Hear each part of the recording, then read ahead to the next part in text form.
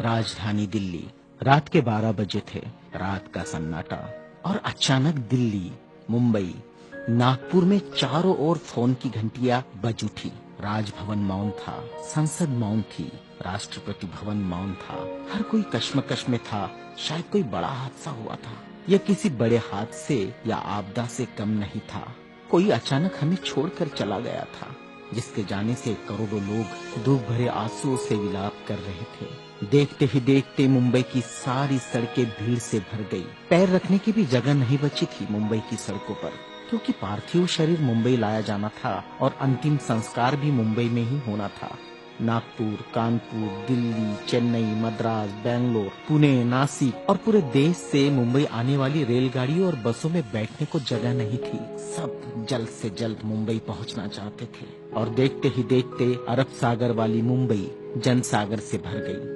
कौन था यह शख्स जिसके अंतिम दर्शन की लालसा में जन सैलाब रोते बिलखते मुंबई की ओर बढ़ रहा था? देश में यह पहला प्रसंग था जब बड़े बुजुर्ग छोटे छोटे बच्चों जैसे छाती पीट पीट कर रो रहे थे। महिलाएं आक्रोश कर रही थी और कह रही थी, मेरे पिता चले गए, अब कौन है हमारा यहाँ? चंदन की चिता पर जब उसे रखा गया तो लाखों दिल रुदन से जल रहे थे। अरब सागर अपनी लहरों के साथ किनारों पर थपकता और लौट जाता, फिर थपकता, फिर लौट जाता। शायद अंतिम दर्शन के लिए वह भी जोर लगा रहा था। चिता जली और करोड़ों लोगों की आंखें बरसने लगी। किसके लिए बरस रही थी ये आंखें? कौन था इन सब का पिता?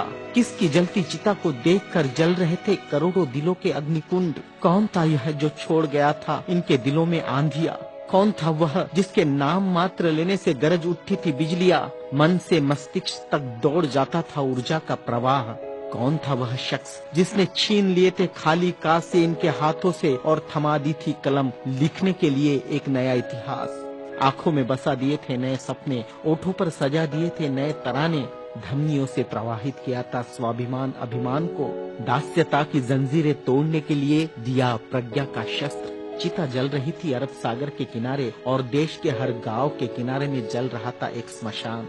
हर एक शख्स की आंखों में और दिल में भी, जो नहीं पहुंच सका था अरब सागर के किनारे, एक टक देख रहा था वह उसकी प्रतिमा या गांव के उस झंडे को जिसमें नीला चक्र लहरा रहा था, या बैठा था भूख प्यास भूल कर अपने समूह के साथ उस जगह जिसे वो बुद्ध विहार कहता था। क्यों गांव शहर में सारे समूह भूखे प्यासे बैठे थे उसकी चिता की आग ठंडी होने का इंतजार करते हुए। कौन सी आग थी जो वह लगाकर चला गया था?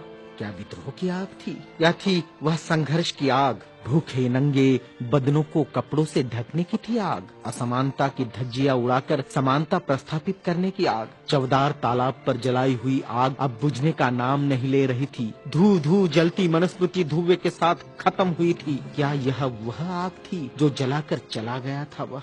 सारे ज्ञानपीठ, स्कूल, कॉलेज मरुभूमि जैसे लग रहे थे। युवा युवतियों की कलकलाहट आज मौन थी। जिन्होंने हाथ में कलम थमाई, शिक्षा का महत्व समझाया, जीने का मकसद दिया, राष्ट्र प्रेम की ओतप्रोत भावना जगाई, वह युगंधर, वह प्रज्ञा सूर्य काल के कपाल से ढल गया था।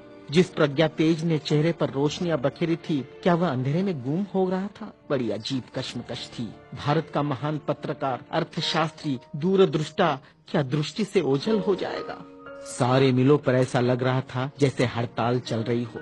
सुबह शाम आवाज देकर जगाने वाली धुआं भरी चिमनियां भी आज चुपचाप थी।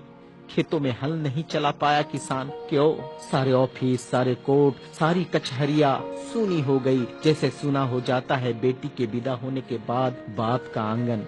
सारे खेतीहर मजदूर, किसान असमंजस में थे। ये क्या हुआ? उनके सिर का छत्र छिन गया।